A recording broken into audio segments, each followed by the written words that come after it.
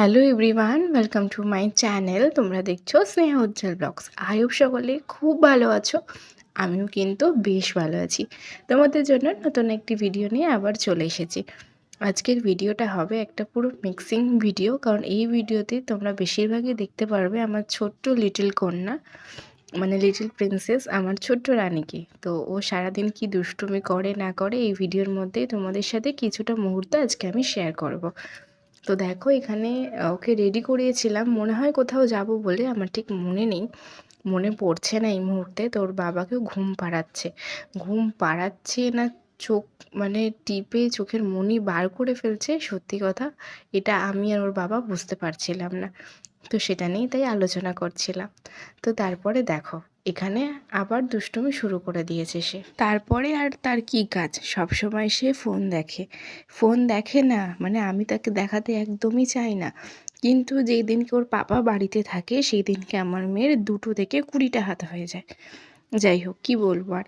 তো আজকে ওর পাপা বাড়িতে ছিল, এর জন্যই ও ফোনটা মনের আনন্দে দেখতে পারছিল, কারণ আমি ওকে কিছু বলবো না, ও সেটা ভালো মতনই জানে। কিন্তু হ্যাঁ, বেশি দেখলে তখনই আমি চিৎকার শুরু করে দিই ফোন দেখা নিয়ে। আর ও না ঠিক বুঝতে পারে, যখন ওর পাপা অফিস থেকে আসে ঠিক ওর পাপার ফোনটা নিয়ে ওর পাপাকে দেবে। আর এইটুকু বয়সে তোমরা জানো না, ওর যেই কার্টুনটা পছন্দ না, যদি সেটাই সামনে চলে আসে তখন সেই মুহূর্তেই ও ফোনটা ছুঁড়ে ফেলে দেবে। আর ওর সামনে যদি আমি বা ওর বাবা থাকি, ধরো এমন হলো যে ওর ফোনে এমন একটা কার্টুন এসে সেটা ওর পছন্দ না, সেটা কি করবে, ও ঠিক ওর বাবাকে হোক বা আমাকে হোক ফোনটা এগিয়ে দিয়ে করবে, মানে সেই কার্টুনটা পাল্টে দাও। আর কখনো হয় না যে অ্যাড সামনে চলে আসে, সেই অ্যাডটা স্কিপ করার জন্য ফোনটা সামনে দিয়ে দেয়। আর দেখো এটা হচ্ছে ওর বার্থডের পুরি, মানে ডানাটা। ওর বাবার খুব ইচ্ছা ছিল যে ওর মেয়েকে জন্মদিনে ডানা দেয়া ড্রেস পরাবে। তো সবারই তো ইচ্ছা হয়, সব বাবারই, যে তার মেয়েকে রাজকন্যা হিসেবে দেখার। তো সেই কারণে এখানে ওর যে ডানাটা ছিল সেই ডানাটা এখানে নাবিয়েছিল, নাবিয়ে পিছনে লাগিয়ে ঘুরছিল। সত্যি আমার মেয়ে যেন একটা ছোট্ট রাজকন্যার মতনই ওকে মানুষ করতে পারি। ওর বাবা ওকে অনেক আদরে সব কিছু করেই মানুষ করছে। আশা করছি কারোর হেল্প ছাড়াই খুব ভালোভাবে দেখছে ওর মেয়েকে। আশা করি আরও ভালোভাবেই ওর মেয়েকে দেখতে পারবে, কারণ ওর যথেষ্ট কম বয়স। সেই কম বয়সে ওর মাথায় অনেক বড় একটা দায়িত্ব চলে এসেছে, আর সেই দায়িত্বটা কিন্তু খুব ভালোভাবে ও একাই পালন করছে। আশা করছি ভগবানের আশীর্বাদে যেন ও আরও আরও আরও ওর মেয়ের জন্য অনেক কিছু করতে পারে। ওর মেয়ের জন্য জন্মদিন করেছে নিজে, খুব ভালো লেগেছে সেটা। দেখো আমি তো মা হিসেবে বাড়িতে থাকি, যেটুকু কর্তব্য সেইটুকু করি, কিন্তু ওর ওর বাবা হিসেবে বাইরে যেটুকু কর্তব্য সেইটুকু ও পালন করে। তো যাই হোক, এখানে ঘুরতে বেরিয়েছিলাম একটুখানি, এটা মনে হয় ওর জন্মদিনের আগে ঘুরতে গেছিলাম। জন্মদিনের আগে না, জন্মদিনের পরে, কারণ জন্মদিনের আগে তো সেরকম ঠান্ডা পড়েনি। তো তাই আমি ওকে না, মানে দেখো আরেকটা বাচ্চা ছিল, কিন্তু কিন্তু নর্মালি জামা পরেছিল, কিন্তু আমি আমার মেয়েকে কত কিছু পরিয়ে নিয়ে গেছি দেখো।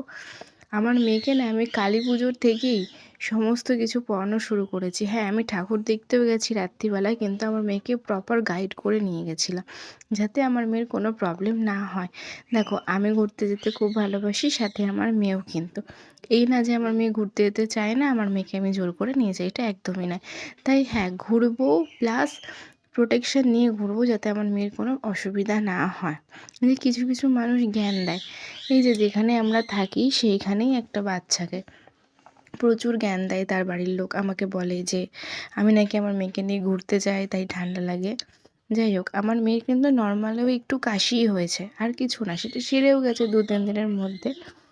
সেটা ঠান্ডা গরম ওয়েদারের জন্য, আদারওয়াইজ আর কিছু না। কিন্তু তাদের বাচ্চার কিন্তু অনেকটা বড় একটা শরীর খারাপ হয়েছে, যেখানে ব্লাড টেস্ট করতে হয়েছে।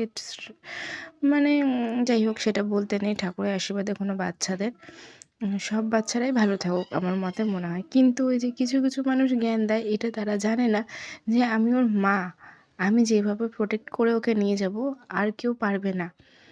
কিন্তু তারা নিজেদের বাচ্চার উপর ধ্যান না দিয়ে আমার বাচ্চার উপর ধ্যান দেয়। যাই, কি বলবো, ঠাকুরের আশীর্বাদে আমার মেয়ে অনেক স্ট্রং আমি মনে করি। আর আমি ওকে খুব ভালোভাবে আদর করে রেখে দিই, সেটা সবাই জানে, আমার বাড়ির লোক সবাই দেখে যে আমি আমার মেয়েকে কীরকমভাবে রেখে দিই। যখন শীতের মানে শটাও আসি না, আমি তখন থেকে আমার মেয়েকে মোজা পরিয়ে মানে ঘরে হাঁটাই। সেটা সবাই দেখে আমার বাড়ির লোক। যাই হোক, কিন্তু আমার বাড়ির বাইরে যারা আছে তারা বেশি আমার মেয়েকে নিয়ে চিন্তা করে। সেগুলো চিন্তা না, মানে কি বলো তো, মানে তারা না ভালোটা দেখতে চায় না। যেমন আমার শ্বশুরবাড়ির লোক, আমার বাড়ির লোক, মানে আমার বাপের বাড়ির লোক, এরা কি চাইবে? যাতে আমরা ভালো থাকি। হ্যাঁ, এইটুকু বলতে পারবে যে বাচ্চাকে ভালোভাবে নিয়ে যা বা কিছু, কিন্তু ওদের মতো জ্ঞান দেবে না। তারাও জানে যে হ্যাঁ, তারা মানে বুদ্ধি দেবে যে এইভাবে নিয়ে যা, যাতে কোনো প্রবলেম না হয়। তারা তো জ্ঞান দেবে। মানে যারা বাইরের লোকের কথা বলছি, বাইরের লোক কিন্তু তোমাকে বলবে না যে তুমি তোমার বাচ্চাটাকে এইভাবে নিয়ে যাও বা ওইভাবে নিয়ে যাও, তাহলে তোমার বাচ্চার কোনো প্রবলেম হবে না, সেটা বলবে না। কিন্তু উল্টোপাল্টা জ্ঞান দেবে যে ঘুরতে নিয়ে গেছিলো বলে ঠান্ডা লেগেছে, এইসব বলবে। তারা তো বলতে পারে, যেমন বাড়ির লোকেরা বলে যে ওকে একটা টুপি পরা, ওকে একটা মোজা পরা, যাতে ঠান্ডা না লাগে, কিন্তু সেটা তারা বলবে না। যাই হোক, কী বলবো আর তাদেরকে, একটাই কথা বলবো, তোমরা তোমাদের বাচ্চাকে নিয়ে ভালোভাবে থাকো। আমার বাচ্চাকে নিয়ে আমি এবং আমার পরিবারের সবাই আছি তাকে দেখার জন্য।